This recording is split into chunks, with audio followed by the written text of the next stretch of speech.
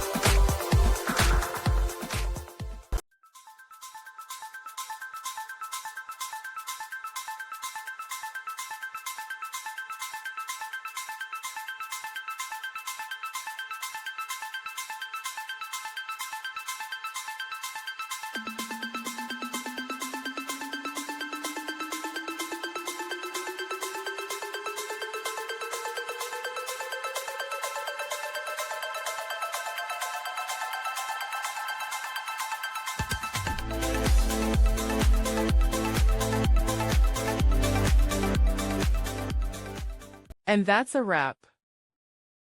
I hope you found the answer you were looking for. If you did, take a second to hit that subscribe button. It really helps out.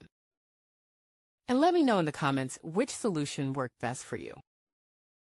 See you next time in the debug zone.